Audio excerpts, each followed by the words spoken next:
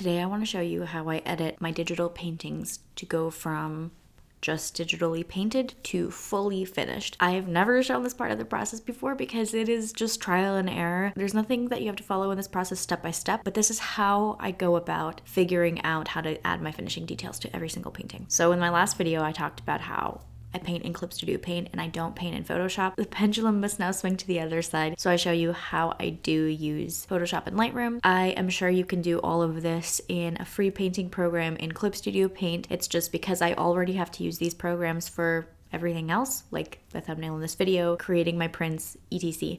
I still use Photoshop and Lightroom, and I've been using this process for years, so it works. Okay, the very first thing is I bring my painting into Lightroom. After I do all of my curves adjustments and color corrections that I feel the painting looks good, I bring that into Lightroom, and then I start looking through all of my hundreds of presets. I've downloaded a lot of presets and created many for my own photography. I basically scroll through all of my presets until I find some sort of color grading that I like for the piece. This is super subjective. It's just like what the vibe of the piece looks like. I don't use the same presets for every single painting. I also will change the intensity of the presets. You'll see how later on it doesn't really matter if the colors are too intense and bright. We're gonna fix that in Photoshop. But if you also happen to have Lightroom, you can find many free presets online. You can create your own. For every single different painting, I use presets that seem like they'll fit. As I mentioned in my last video, when I do all of these modifications for my artwork, I try to think of it as if I am editing a photograph. Instead of editing a painting, I'm thinking of the final image as a photograph, and those are the edits that I'm adding to the piece to make it pop and stand out. It's a little bit different from my painting process, but I have a lot of videos on my painting process if you'd like to see it, and this painting, I'll post a video about it soon.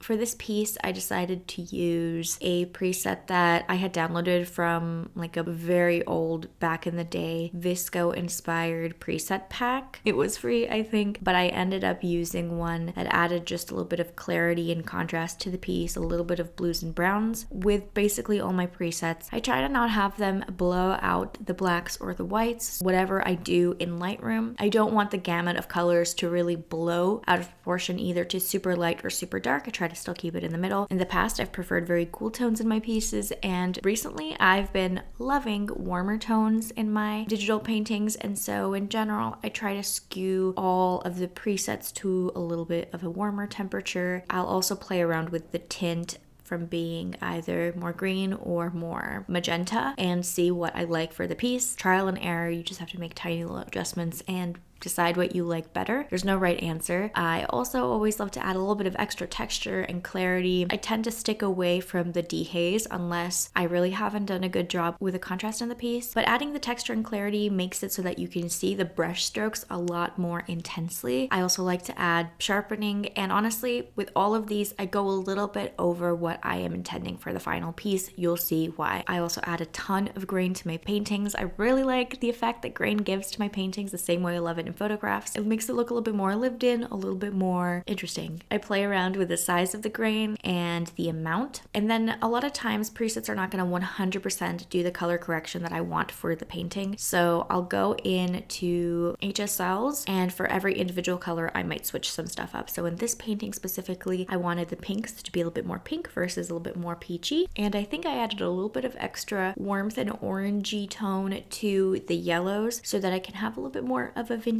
sepia effect, if you know what I mean. I want this painting to look a little bit vintagey, a little bit old, while still preserving the same colors that I laid down in the painting. I played around a little bit with the greens, with the tone of them to see if I wanted them to be a little bit more blue or a little bit more warm, and in the end I ended up having them be warmer. So now the difference is between before my Lightroom presets to after. The painting has more of this crisp clarity that's a little bit more blue. It takes a little bit of the warmth out of the highlights but brings warmth to the whole painting in general. I like these edits a lot. They are a little bit more intense than I want the final painting to be, so we have to take this into Photoshop. In Photoshop, I bring the original painting right out of Clip Studio Paint and also my edited painting from Lightroom. From there, I will copy the edited painting, paste it on top of the original, and then change the opacity of that until I think the colors are well balanced. This might mean that the edited painting might peek through more or less, depending on how much I like the edits in comparison to the original painting. In this case, I had the edits be around 80%, so pretty high opacity because I really liked these color corrections. Then over this, I'll go in with curves to tweak anything else that I think might be needed. I do every single RGB curve and tweak the highlights, the midtones, and the shadows to see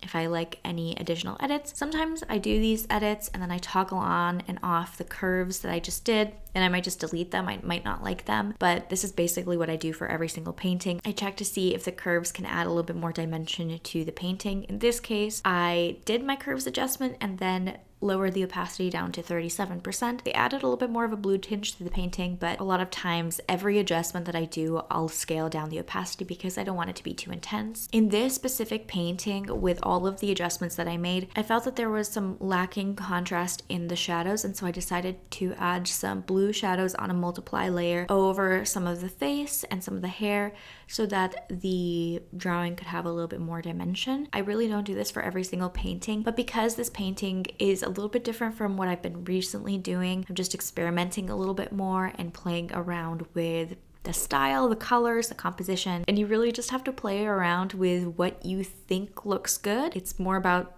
the feeling that you get when you look at it, you know, what feels off, what feels good to you versus following something step by step. If you have difficulty with things like this kind of problem solving, I urge you to step away in between the different steps so that you can come to the painting with less of a preconception of what you think the painting should look like, and the very first thing that jumps out to you is just your initial feeling when you look at the painting. That can really help you gauge what you need to change if you are stuck. The blue shadows across the face and the hair that I added here, just like all my other adjustment layers, I take it down to just like around 15-16% so that it's not too overwhelming. It doesn't change the piece too drastically, but it adds a little something to it. I also wanted to add some rim lighting to the piece. I had already done this in Clip Studio Paint, but I felt that it was a little bit too subtle for kind of the contrast that I wanted in the piece. So I added some extra rim lighting around the head and the side of the hair, also around the wings, the shoulder, the clothing, so that it could pop against the background a little bit more. I also felt that I went a little bit too dark on the bottom of the painting, the sort of side of the fawn, and I wanted to lighten it up ever so slightly. I just used a soft light layer to add a little bit more brightness to the bottom. I'll use soft light layers and overlay layers to add some highlights and shadows to places where I want a little bit more emphasis. I'm adding a little bit more emphasis to the face, adding some blush to the face. I'm also going in to deepen some of the shadows, like around the neck and around where the hair hits her chest. I suggest zooming out all the way to see what the effect of the painting is in general without being too caught up in every detail. This is where a lot of the big effects are going to come in. I use this analog film effect. It's an action that I found a long time ago. I really don't know where I found this. If this looks familiar to you, let me know. I definitely want to credit the person that I'm using it from, but I think it was a free action hack that I downloaded online several years ago. I'm not quite sure. I love to play around with all the effects that it can add to the painting. In general, I go for this specific RGB glitch around the painting where it sort of softens the edges up of the painting and adds a little bit of a RGB creamy shift to the side. So it almost looks ethereal, like you're looking through a prism at something. I go through all the light leaks, see what looks good for the painting. Not every single one is going to work. And it's really nice because these light leaks all have clipping masks next to them, so you can really precisely add those light leaks where you want them. Like in this piece, I definitely wanted to use the light leak number 7, but I didn't want it to be completely all over the painting, so I was able to use the clipping mask and just add it to exactly where I wanted the light leaks to be. I'm not even using it as light leaks across the painting, but using the clipping mask to add back the light leaks where the glows are, so it can have a little faint warm glow. I also add this to every single one of my paintings. It's the dust and scratches, the number 5. I've been meaning to make a couple more of my own scratch effects so that I'm not using the same ones repetitively in every single painting, but same as all the other effects, I go into the clipping mask and brush out and brush in which ones I want to be in the painting. I like to keep it pretty subtle. I don't need them to be super intense across the painting, but adding a little bit of those dust and scratches to the painting makes it look a little bit more like a photograph, a little bit more realistic, lived in, worn in, versus just a digital image. I rarely go into the color effects tab because they're pretty basic and I've already done most of my color edits anyway. But over this layer, I'll go in and do any other curves adjustments that feel like they need to be done. I really wish that Photoshop had the same way to merge into one visible layer to the top. I don't know how to, so you just have to duplicate all the layers, merge those, and put them on top of everything else. It's a hassle. Generally, this is where I stop. With a smart sharpening for my paintings, I might add 1 or 2 bright white highlights somewhere on the face or in the background. But in this painting, I think the colors looked just a little bit off to me with the addition of the reddish orangish lightly because the painting was a little bit too warm. I went in and tweaked the color balance a little bit so that it could be a little bit more cool toned versus super warm, and those are basically all of the edits. But for this painting, I'm working on something a little bit different.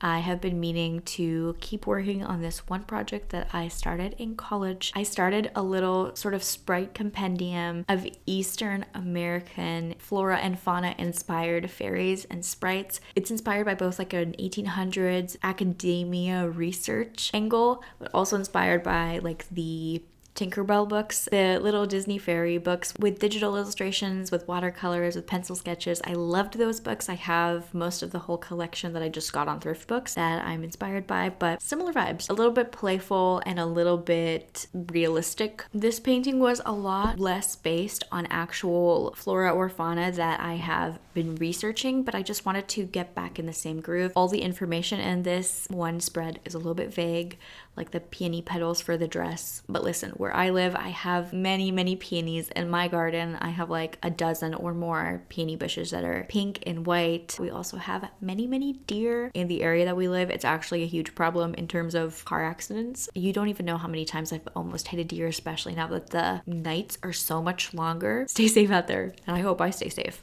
I use the same fonts that I use for both some of my branding and also what I was using for that one college project. I really am excited to share it with you. Let me know if you want to know what it is. I'm being very secretive about it, but it's so huge and I loved it so much, and it's one of my favorite things I've ever made, but I've just not shared it with you because it's not been perfect. I want to work on it more, but I think you would really like it too. Behind the text, I add a tiny bit of a drop shadow so that you can understand what the white text says just a little bit better, and I added a little description at the bottom as well as the name of this type of fairy, which is a harvester fairy. I have decided maybe we'll change that in the future. You let me know what you think. If you want to see the entire painting process for this from start to finish, let me know. But even though this was not very specific, I hope that it kind of gave you an insight into how I finish my paintings. This process can take me an hour or two any single time I'm finishing a painting because it's just trial and error. I have no idea what I want the end colors to look like. I don't know what the end effects are going to look like, so it's just where the wind takes me. Thank you so much for watching this video. If you enjoyed it, if it was helpful for you, give me a thumbs up, subscribe for more videos. I put them out every Tuesday and or Thursday. I'm not putting out a video on Thursday because it's Thanksgiving, but I really hope that you have a great Thanksgiving, peaceful one. If it's not peaceful, I hope you can still relax, watch some of my more relaxing drawing process videos, stay calm, stay safe, and I'll talk to you next week. Bye.